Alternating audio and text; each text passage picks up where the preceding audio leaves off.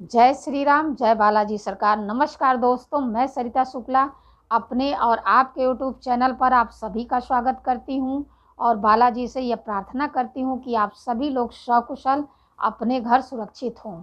आज की वीडियो में बना रही हूं ज्येष्ठ माह की एकादश, कृष्ण पक्ष की एकादशी को लेकर। वीडियो शुरू करने से पहले सबसे पहले सभी बड़ों को सादर चरण स्पर्श, छोटों को शुभ आशीर्वाद और जो मेरी उम्र के हैं उनको प्रेम भरा नमस्कार। और बताइए कैसे हैं आप सभी लोग। आशा करती हूँ कि मज़े में ही होंगे। बालाजी की कृपा आप सभी पर सदैव ऐसे ही बनी रहे और आप लोग अपने घर में हमेशा हंसते और मुस्कुराते रहें। चलिए आते हैं आज की वीडियो पर। आज की वीडियो जो है ज्येष्ठ माह की शुरुआत हो गई है 24 मई 2024 से। इस माह की शुरुआत हो चुकी है। इस माह सूर्य जो है अत्यंत ताकतवर होता है और यह गर्मी का भयंकर महीना है। मतलब इस महीने गर्मी बहुत ही भयंकर होती है। यह महीना जो है सूर्य देव को समर्पित है, इसलिए इस माह सूर्य देव की आराधना अवश्य करिए। इस माह कृष्ण पक्ष में पड़ने वाली एकादशी को अपरा एकादशी कहा जाता है। इस बार 2 जून 2024 को पड़ रही है। एकादशी 2 जून 2024 को पड़ रही है और इसका टाइम है सुबह 5:04 पर शुरू होगी और अगले दिन 3 जून को 2024 2:41 पर समाप्त होगी। और उदया तिथि के अनुसार अपरा एकादशी का व्रत जो है 3 जून को रखा जाएगा। वैसे तो मैं भी पंचांग देख के ही बता रही हूँ, फिर भी अगर आपके पंडित जैसा बताते हैं आप उस प्रकार से इस व्रत को करिएगा। एकादशी का व्रत वैसे जो है 2 जून को और 3 जून को दोनों दिन रखा जाएगा, लेकिन उदया तिथि के अनुसार देखा जाए तो 3 जून को रखा जाएगा। इस दिन जो है भगवान विष्णु की पूजा की जाती है। यह व्रत जो है सबसे उत्तम माना जाता है। यह व्रत जो है इस दिन भगवान विष्णु की पूजा करके, उनकी आराधना करके, कुछ उपाय करके आप अपने जीवन को सुंदर दिशा दे सकते हैं, अपनी किस्मत को चमका सकते हैं।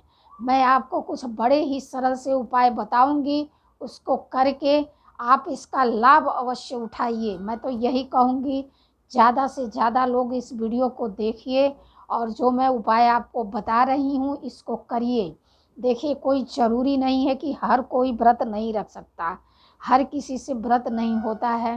बिना व्रत किए भी आप अगर कुछ उपाय करते हैं तो आप अपनी किस्मत को अवश्य चमका सकते हैं।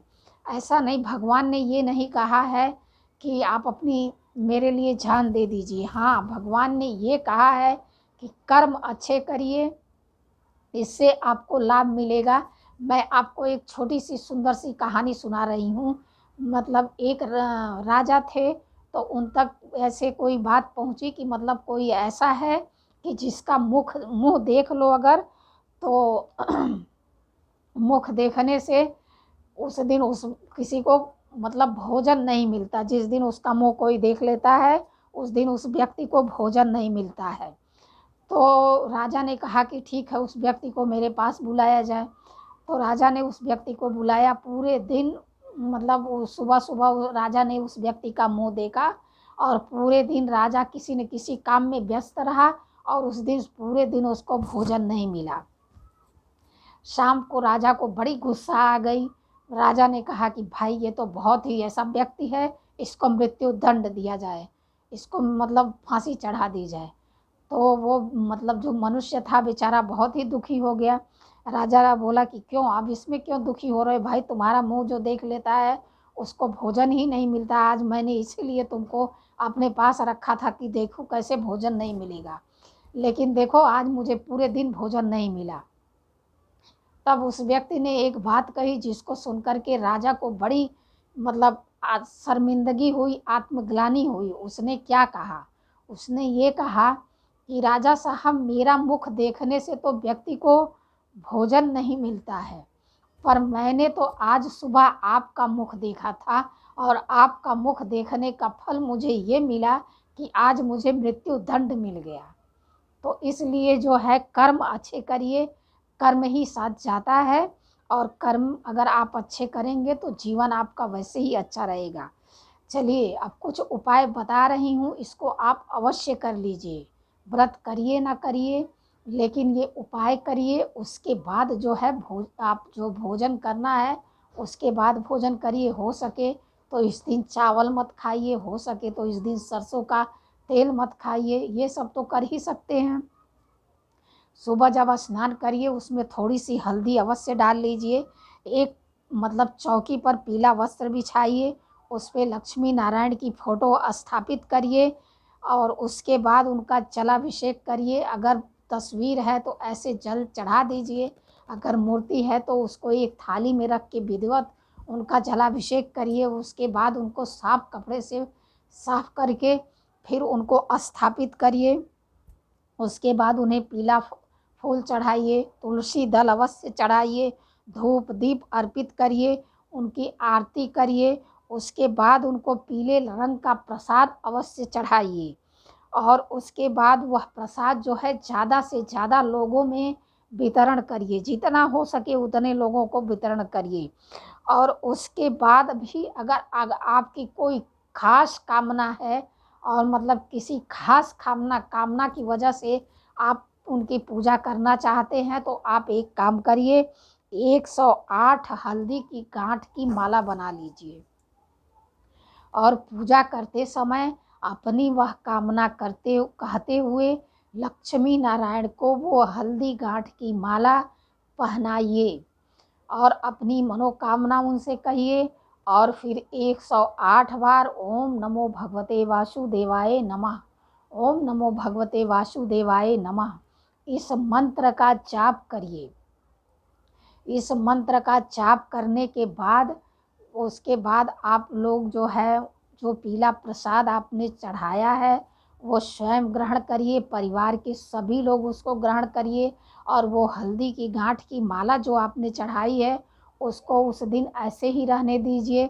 दूसरे दिन वो माला उतार लीजिए, उसमें से 3 हल्दी की गांठ निकाल लीजिए, उसको ले जा कर के तुलसी के केले के पौधे के नीचे, मिट्टी के नीचे उसको दबा दीजिए और बाकी जो हल्दी बची है उसको आप अपने घर में जो खाते पीते हैं उसमें इस्तेमाल कर लीजिए।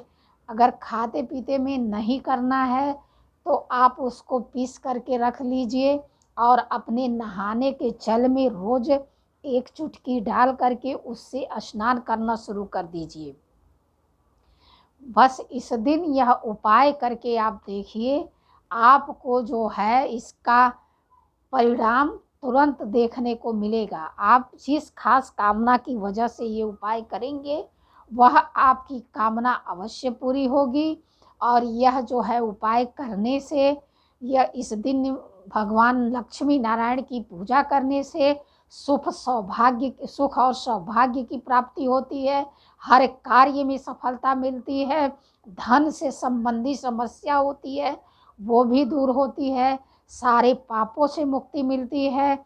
इस दिन जो है इस दिन यह उपाय अवश्य करिए। और सबसे बड़ी बात, यह गर्मी का महीना है और ये बहुत ही मतलब सबसे गर्म महीना है, इसलिए इस महीने में जल का दान जितना हो सके, जितना आप कर सकते हैं ठंडे जल का दान अवश्य करिए। इस साल यह करके देखिए, आपको इसका लाभ अवश्य मिलेगा। आपको जो है आपने सोचा नहीं होगा उससे कहीं ज़्यादा लाभ आपको मिलेगा। ऐसी जानकारी के लिए हमसे जुड़िए, हमारे चैनल को लाइक सब्सक्राइब और शेयर करिए। अगर वीडियो में कोई गलती हो गई हो तो क्षमा करिएगा। जय श्री राम, जय बालाजी सरकार।